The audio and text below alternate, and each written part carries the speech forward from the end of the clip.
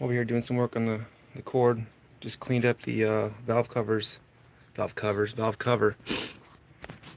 Um, used some wheel cleaner. It was pretty nasty. Just a wheel cleaner, a little bit of a.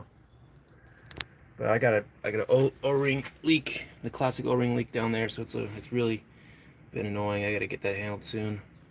Um, Wanted to do this video because I've got this kind of rare brace from a 2003 Acura CL Type S or TL Type S. I can't remember. No, it's a TL Type S, and it's very rare and hard to find. But I'm just kind of mocking it up right now to see how it's gonna install. Looks like, you know, pretty straightforward. Got the two behind the firewall there, the other two there, and the two here and here. I was kind of apprehensive to do it out in the street because it's at an angle, and out here on my other driveway it's nice and flat, so excuse me, nice and flat. But that's kind of why I was waiting, because I figured the car's leaning a little bit. I don't know, maybe the braces would behave differently once I bolted it all together. Probably not. What intrigues me about this brace itself is set this down right here. Honda made this for the Acura. So it's interesting that factory design from Honda is something they thought was necessary. So they got the little ones in the ends, factory on the car. These ones, that's so there's definitely some sort of rigidity thing they were trying to do for some reason.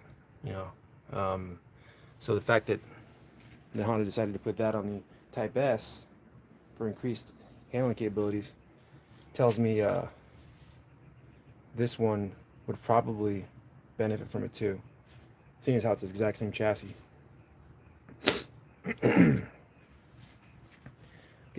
I just cleaned this up a little bit right here, just kind of, again, there was some stupid wheel cleaner, but yeah, it's just this car's had so much, so much to clean up under the hood. It's kind of hard to get it going, and it's a lot easier to work on it when it's not all disgusting. But I think, hey, what's up, everyone? Thanks for checking in. Yeah, it's been really fun getting this thing going, doing stuff. Like I said, I got the sway bars, front and rear. Let's take a look see how nasty those are looking. Boy, it's so dirty under there. That's that O-ring right there. So you can see the sway bar, it's been very nice having that, honestly. It's been cool. Made a pretty significant difference handling. I've got this really nice, I got a little magnet holding this paint cover on. But just a couple of subtle things to the car. It's a Accord. It's not like it's like some race car, but it's definitely fun to drive. Got the little lip there. I pulled got installed my little sticker on the back. I turned into a real ricer, right? And here's some ricer shit for you. Now don't laugh, okay? I took the muffler off, right? Because I was gonna do the rest of the full back exhaust. And I was like, you know what? I'm gonna see how it sounds with no muffler. The thing weighs like 40 pounds on top of that, and it didn't sound that loud at all. Shit, I'll start it up. Let's see if I could get this thing to stay by itself. I had a really crappy $5 phone holder that I got. I was like, oh, it works great. I'm gonna get something to hold this up. I'll show you more of that in a sec too. What can I use? This will work. Check out my new phone holder. Bike seat. So I'm gonna start the car up. You hear what it sounds like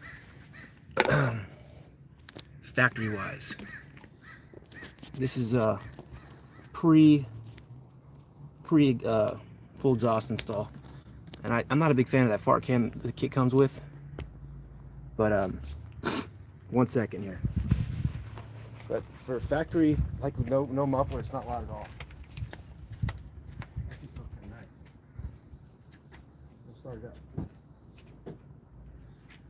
Take it out. Hold on.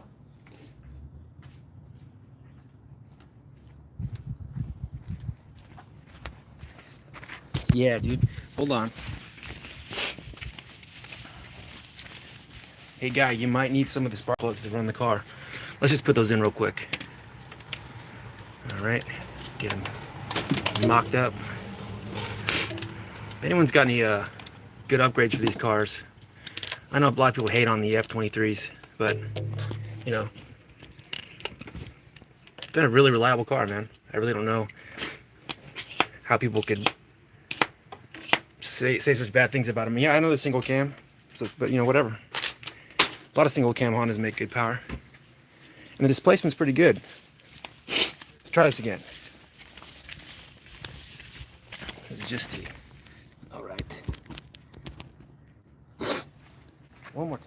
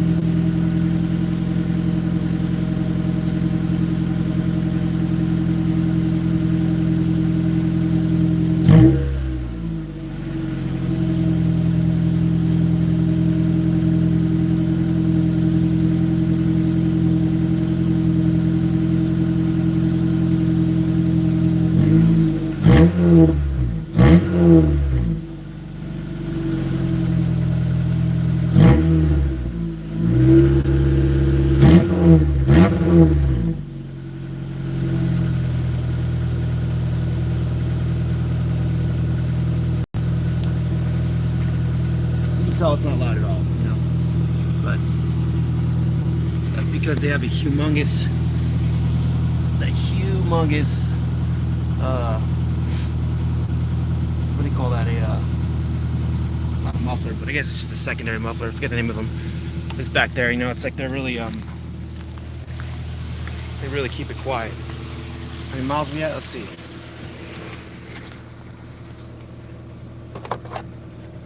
Man, 221,000.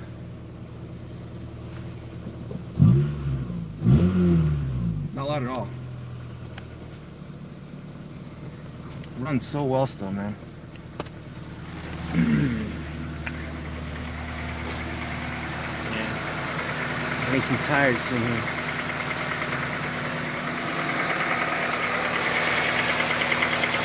I got a lot of noise coming from the alternator here is making some noise. It's just it's probably the factory alternator, so I'm, you know, doing pretty good.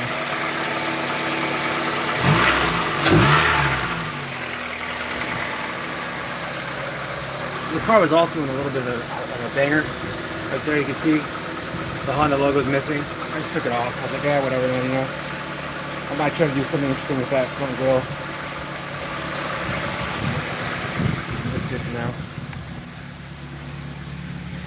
I'd like to find, the next thing I want to do with this car too is the Prelude, however you say it, everyone says it differently.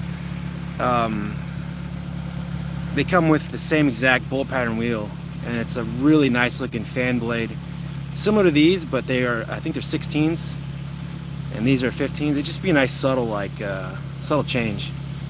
And I also want to do the Prelude calipers for the front. I'm sorry, you do the V6 caliper swap from the V6 Accord with the Prelude rotor. So you get like bigger, because that's what this car needs too, better brakes. It's pretty crazy how much they kind of skimped out on those on the brakes on these cars. At least it's got all disc though. So I've seriously never seen another Accord that had sway bars on it. So it's kind of neat to be able to document this stuff. Uh-oh. Got problems. What's this shit? Oh man, that's not good. Oh well, I'll get that fixed. Let's replace it. Man, it's not leaking. I don't know. But yeah, I'm kind of afraid to put that exhaust on, to be honest. It's gonna be loud, man. Until I get the proper muffler installed on it, it's gonna be stupid loud. Look at here. Not bad for 98. I mean, look at that. These seats are crazy comfortable too, man. Like I said, I commute in this car all the time, and let's just kill it. It's too. I think I'm yelling. It's been super hot lately, man. You hear that? That alternator giving out. So back to this thing. This is gonna be a cool install, man. I don't really have I was gonna do it with this video, but I think I'm gonna wait till I get a good stand so I can actually keep the phone like right here somewhere. That way I can do the install and maybe speed it up somehow. So you have to watch. Man, maybe not. I don't know. I really don't edit shit. I just kind of throw these videos out there and just see how they do. But again, yeah, it's like not that bad of a job. I mean, it can be. Again, this is why you want to have a damn. I've never taken this off before. Two hands is where it's at, and that's why having a phone holder would be nice. I spent $5 on the other one and definitely got my money's worth, which is like 5 days, $1 a day, and it just broke. So, but I need to get a good one for sure because I make a lot of videos and I need my damn hands. I got the brake booster replaced and the master cylinder replaced because this thing almost killed me going on just down the road. And that was rough, man. That was a rough day. I was like tired too, and just completely almost killed me. But luckily I was able to turn real quick. The car in front of me just hit the brakes real quick, so did I. And it wasn't like the brake pedal went to the floor, it just became rock solid. And I could feel, because I know all these are, the master cylinders are tandem, so you got these passenger front, driver rear, passenger rear, driver front are all connected. Like that's the layout of how they apply the pressure. And I know that when I hit the brakes real hard that day, it felt really stiff, and the car pulled to the right like heavily, and I was tripping out, man. But I immediately dropped it off with this dude because I had no time to do work myself. Excuse me. It's very hot out here, man. I had no time to do it myself. And then charged me like $900, but what do you do, you don't want to crash into anybody. Man, AC could be a little cooler too. I don't know if anyone has any knowledge on that in terms of just it works, but like that car, that AC is ice cold. That car, it's an SHO, so nothing works on it. Like I said, the AC works fine, but it could be a lot colder. I don't know if it's just the year of the car. I know it's R134. Whoa, what the heck? What's going on here? My sweat just did something to the screen of the phone. Oh, I can swap out the filters. Alright, well I don't need to do that. Maybe it looks cooler. I don't know. Either way. Yeah, so that's that part of the deal. This thing really is gonna slide in, man. And I'm really excited to see how it actually performs. Sometimes on my drive back, oh hello dude. This guy joined the program here. I think he's been living in the bar there. I'll get him safe and sound out of there. What's up, dude? Anyway, but I think it looks nice. It's like a nice, what's it called? Subtle factory, mod to do.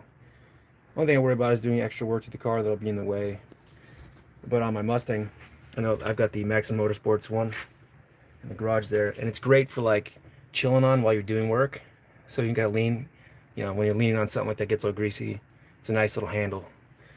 And speaking of handling, when I drive back from work sometimes, I got this really nice twisty route. It's like 15 miles up in like these little like in these hills, kind of like the Santa Cruz hills almost, and it's just really fun to drive. So I think this is gonna add to that, and then maybe these days when I get that plus one package for the wheels, the 16s on there, and some decent tires, maybe that'll be a little more fun too. Don't really know if I'm ever gonna lower this thing. You know, I mean, I gotta look into maybe some coilovers. You know, because these got the wishbone suspension, which makes them handle really well.